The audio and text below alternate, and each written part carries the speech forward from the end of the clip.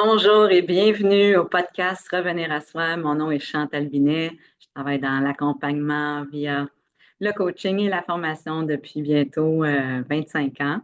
Et aujourd'hui, j'ai le goût et de vous rappeler peut-être l'importance de l'intégrité. Alors, l'épisode d'aujourd'hui va porter sur les deux piliers que je considère qui sont à la base d'être un individu intègre. Et intègre veut dire être complet, être entier. Euh, on n'est pas dans la rigidité, on est plus dans la complétude de qui nous sommes. Et je trouve ça important de faire un lien avec le leadership, avec l'épisode dernier, quand je parlais de leadership d'impact, leadership conscient. Alors, il y a un lien à faire avec l'intégrité, parce que l'intégrité, c'est une des conditions essentielles, à mon avis, pour qu'on exerce un leadership d'impact positif. Et comme à toutes les fins d'épisode, je vous amène mon chapeau de coach avec quelques questions et passe à l'action en lien avec le sujet d'aujourd'hui.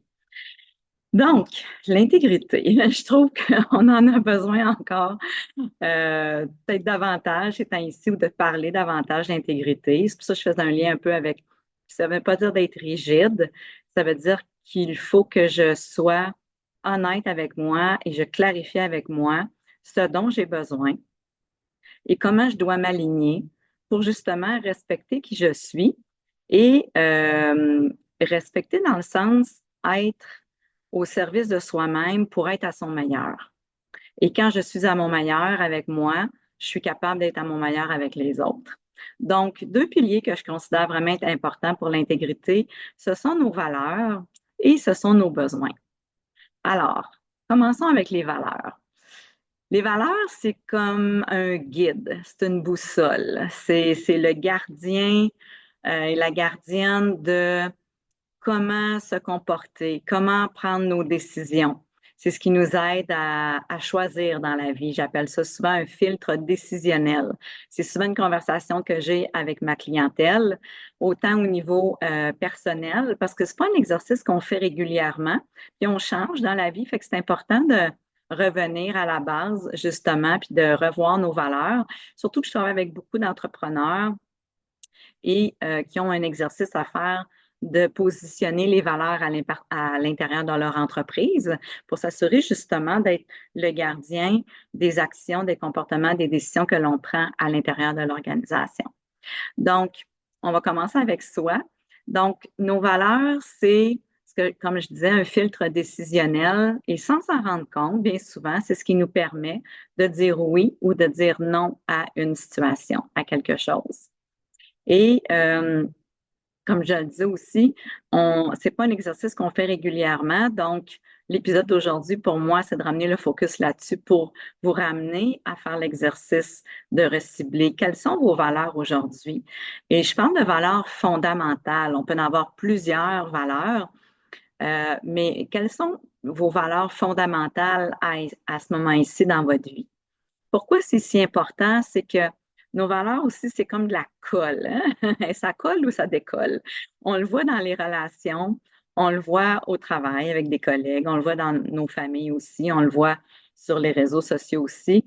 C'est quand on a des valeurs semblables, c'est qu'on va habituellement prendre des décisions qui sont semblables et on va choisir des comportements qui vont être semblables. Donc, on est aligné dans la même direction et ça nous amène justement à marcher davantage main dans la main.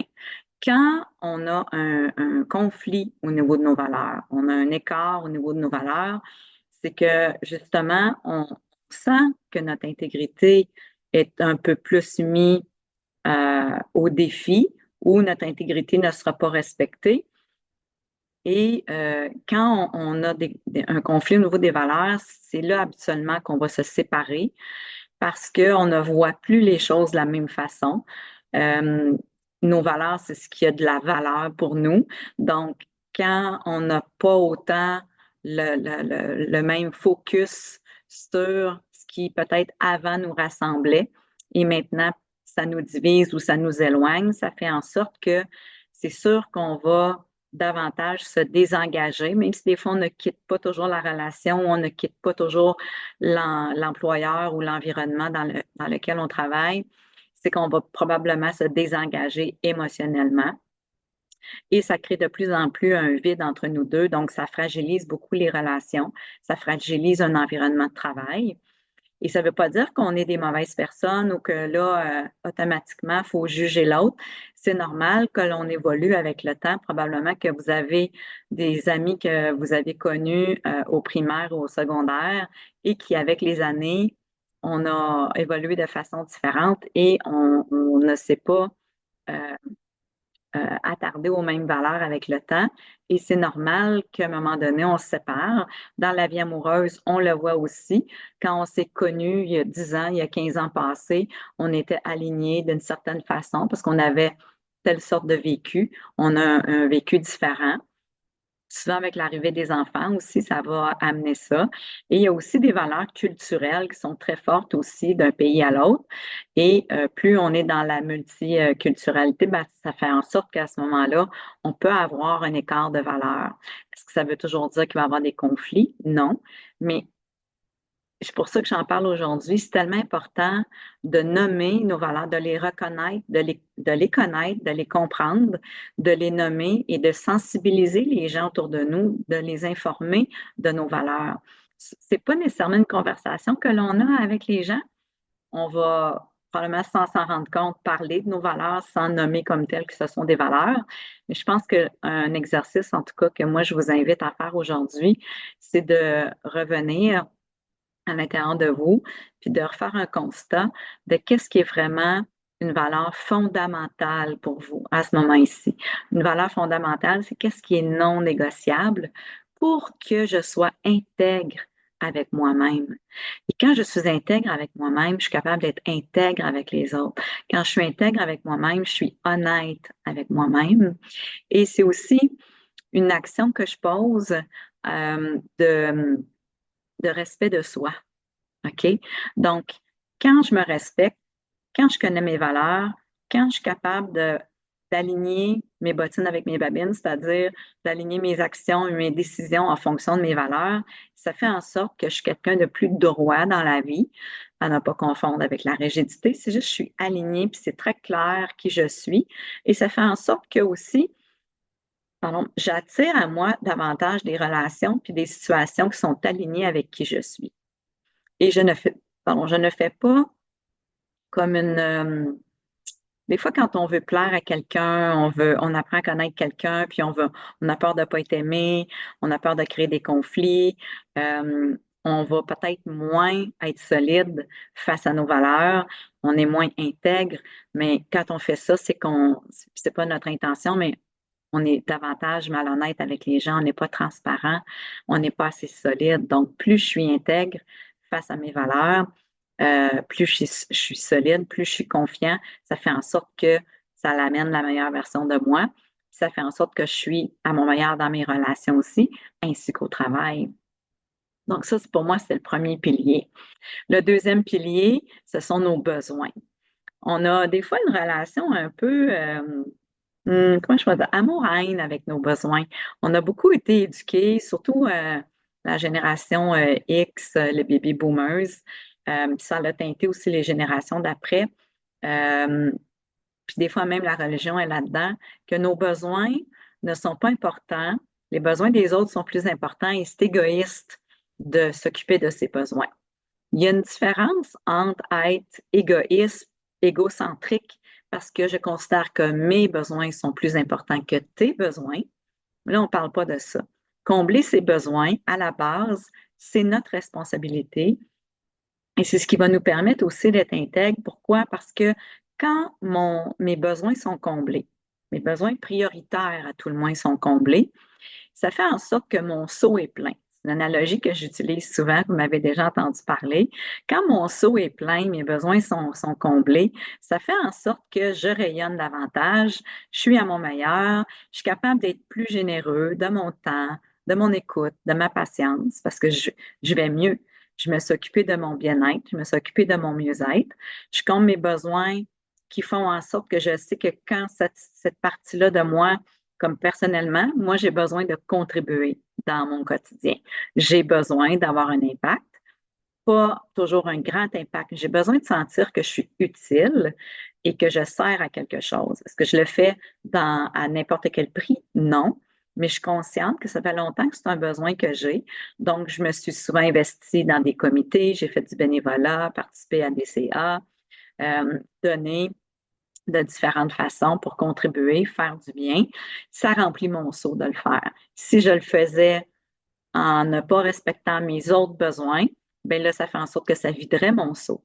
Mais on a beaucoup de personnes dont le seau est vide parce que, de un, ils ne sont pas à l'écoute de leurs besoins, ils ne se connaissent pas leurs besoins. Souvent, quand je fais l'exercice avec mon monde, ils savent, c'est courant qu'ils ne sont pas capables de nommer rapidement leurs besoins. Donc, si je vous relançais l'invitation à ce moment-ci, si vous étiez capable de peut-être de nommer 3 besoins spontanément qui sont vraiment prioritaires pour vous à ce moment-ci, ça aura l'air de quoi?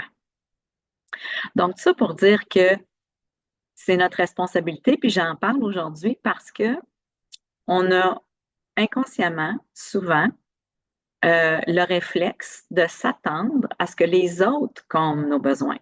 Que de un, ils les devinent et qu'ils soient capables de lire à l'intérieur de nous et qui comblent nos besoins. Puis on a souvent l'attente envers l'employeur, nos collègues, nos clients, de combler nos besoins. Surtout quand on ne les connaît pas. Je dis souvent que quand on ne comble pas nos besoins, ils vont nous gérer de façon inappropriée. Si, par exemple, j'ai besoin d'amour, ou j'ai besoin de reconnaissance, d'être reconnu, d'être vu, d'être entendu, c'est pas un besoin que moi je m'occupe pour moi-même, ça va faire en sorte que je dépose cette attente-là envers les autres. Là, je deviens frustrée euh, et j'ai du ressentiment quand les autres ne me voient pas, ne m'aiment pas, que je sens pas justement qu'ils ont de l'appréciation pour moi. Et c'est de façon, quand ça va nous gérer de façon inappropriée, c'est que je deviens, j'aime le mot en anglais needy, je deviens comme en manque de quelque chose, puis j'ai cette attente-là que mon employeur me reconnaisse, me félicite, que mes clients m'encensent, qu'ils me fassent des recommandations, des références, que mes enfants soient présents pour moi ou qu'ils me démontrent leur affection physiquement. Donc, on a vraiment des besoins différents. On parle aussi du langage de l'amour. Vous avez peut-être entendu parler des 5 langages de l'amour. Il y a un bon livre là-dessus aussi. Donc, on est tricoté différemment, puis on a des besoins différents.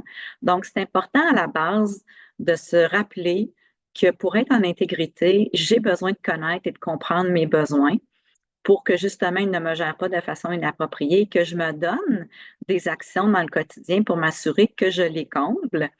Et si les autres les comblent, tant mieux, c'est un bonus. C'est la sauce sur les patates pilées. Donc, dans le fond, c'est que ça va faire en sorte que quand régulièrement, mes besoins n'ont pas toujours besoin d'être comblés à 100%, mais il faut quand même que mon seau soit assez rempli parce que dans le quotidien, il y a différentes situations qui vont venir vider mon seau. Donc, quand il y a des situations moins le fun, c'est sûr que ça vient vider mon seau, mais quand mes besoins ne sont pas comblés et quand en plus je ne suis pas alignée avec mes valeurs, puis j'ai dit oui à des choses qui ne me convenaient pas, bien, ça va faire en sorte que je deviens vraiment en déficit. Et là, je suis loin d'être à mon meilleur. Et là, je deviens plus impatient, plus colérique, plus dans le jugement. Je suis moins généreux. Donc, c'est important de, de reprendre conscience à ce moment-ci, de revenir à vous. Je vous invite à revenir à vous, puis de faire un petit exercice de cibler vos valeurs et vos besoins à ce moment-ci, qui sont vraiment non négociables et qui vont vous permettre d'être à votre meilleur, qui vont vous ramener probablement plus de paix, plus de calme, plus de joie, plus de plaisir, plus de patience, peut-être un meilleur sommeil aussi. C'est sûr que ça a un impact sur notre santé, autant physique qu'émotionnelle. Donc, mon petit chapeau de coach, à ce moment ici, premier exercice, de faire votre top 3 de vos valeurs fondamentales. Quelles sont, quelles seraient vos 3 valeurs les plus fondamentales à ce moment ici? Même chose avec vos besoins. Quel serait votre top 3 de vos besoins prioritaires que vous devez absolument mettre en priorité à ce moment ici? Puis la troisième question, c'est quelle serait une action que vous avez à poser pour honorer vos 3 valeurs, puis pour honorer vos 3 besoins. Donc, ça vous amène un petit plan d'action à 6 actions. Une action par valeur, une action par besoin. Un petit plan d'action très simple, ça n'a pas besoin d'être des grandes actions, mais au moins, moi, je vous invite à faire ça d'ici la fin de l'année, parce qu'on est en novembre en ce moment ici, d'ici Noël.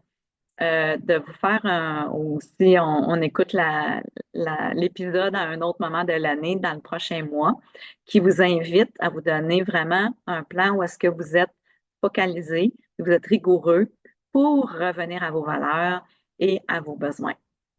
L'autre question que j'ai pour vous, qui êtes-vous quand ces valeurs-là sont comblées? Et qui êtes-vous quand ces besoins-là sont comblés? Quand vous êtes en intégrité avec vous, au niveau de vos valeurs et vos besoins, qui êtes-vous? Et à l'inverse, quand vous ne respectez pas vos valeurs, quand vous ne comblez pas vos besoins, qui êtes-vous? Parce qu'on est aussi, on s'exprime de différentes façons quand notre seau est plein, puis quand notre seau est pas plein. Alors, c'est important de revenir à vous sans vous taper sur la tête, bien sûr, juste faire un constat, puis de vous rappeler, puis ça, c'est ma mission aujourd'hui, à quel point ça peut être très simple de ramener de l'avant vos valeurs et vos besoins pour revenir en intégrité, pour vous recentrer, pour revenir à vous, être aligné et de faire rayonner le meilleur en vous. Alors, sur ce, je vous souhaite un bel exercice d'intégrité et à la prochaine.